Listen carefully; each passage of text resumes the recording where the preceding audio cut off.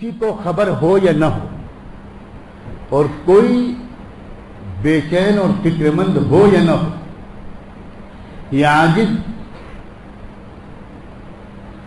اپنی معلومات کی حد تک قسم کھا کے کہہ سکتا ہے کہ امت مسلمہ پر دنیا کے مختلف ملکوں میں اور ہمارے ملک میں بھی وہی حالات آ چکے ہیں. بالکل اس میں کوئی مبالغہ نہیں. یہ الگ بات ہے کہ ہم نے کان بند کر رکھے ہیں، ہم نے آنکھیں بند کر رکھی ہیں، کیونکہ ہم نہیں چاہتے کہ ہمارے اوپر کوئی فکر کا بوجھ پڑے اور ہماری عیاشیوں میں، ہمارے کھانے پینے میں، ہماری فضول خرچیوں میں اور ہمارے اپنے کو دیندار سمجھنے کی خوش فہمیوں میں کوئی ذرا بھی سوالیہ نشان پیدا ہو. ہم نہیں چاہتے کسی کو خبر ہو یا نہ ہو. روز محشر جواب دہی کے لیے تیار ہوں یہ کہتے ہوئے کہ ہمارے ملک میں یہ اسٹیج آ چکا کہ لَنُخْرِجَنَّكُم مِّنْ أَرْضِنَا أَوْ لَتَعُودُنَّ فِي مِلَّتِنَا. بالکل اسٹیج آ چکا.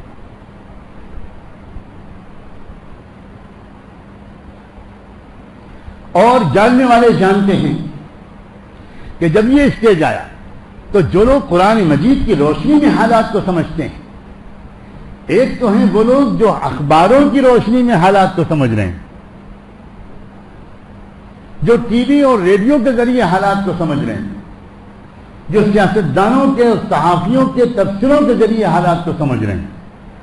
وہ تو جتنا جتنا اخبار پڑھتے ہیں اتنا اتنا مایوس ہوتے چلے جاتے ہیں، اتنا اتنا خوف زدہ ہوتے چلے جاتے ہیں، اتنا اتنا گھبراہٹ، سراسیمگی اور پریشانی ان کے ذہن میں آتی چلی جاتی ہے، اور وہ سوچنے لگتے ہیں کہ بھئی اپنے کاروبار کو کس ملک میں شفٹ کریں.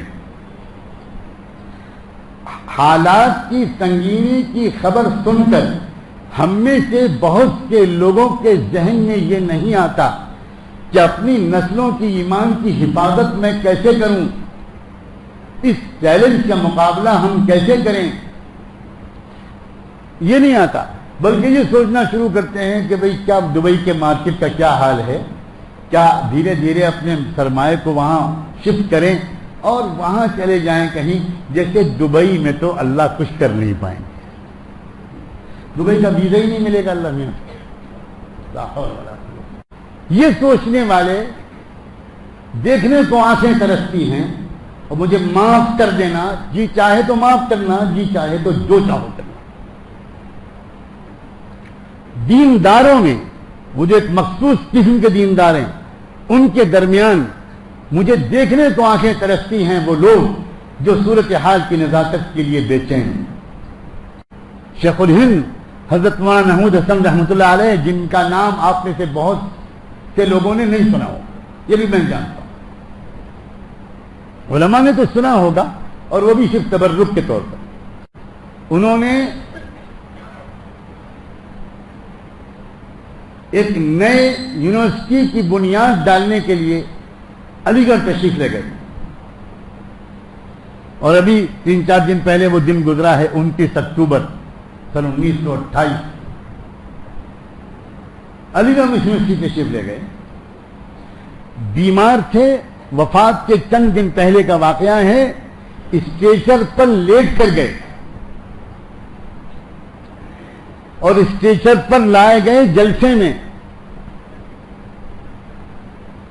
اور وہاں انہوں نے علی گڑھ یونیورسٹی کے نوجوانوں کو خطاب کرتے ہوئے کہا، خود بول بھی نہیں سکتے تھے، تحریر ایک مضمون لکھا اور اپنے عظیم شاگرد حضرت مولانا شبیر احمد عثمانی رحمۃ اللہ علیہ سے کہا کہ یہ پڑھ کے سنا دو. انہوں نے ان کالج میں پڑھنے والے نوجوانوں سے کہا کہ میری ہڈیاں جس غم میں گھلی ہیں، اس غم کا مداوا نہ مجھے مدرسے میں ملا نہ خانقاہ میں ملا. میں تمہارے پاس آیا ہوں اس امید میں کہ شاید تم نوجوانوں کے اندر حالات کے مقابلے کے لیے کوئی آگ کی چنگاری بچی ہو. اور انہوں نے وہ شعر پڑھا. میں جانتا ہوں یہ شعر بھی ہمارے بہت سے لوگوں کی سمجھ میں نہیں آئے گا. انہوں نے وہ شعر اس موقع پر پڑھا کہ اٹھا کامل نہ طبقے زہاد سے کوئی کچھ ہوئے تو یہی رندان قدح خار ہوئے۔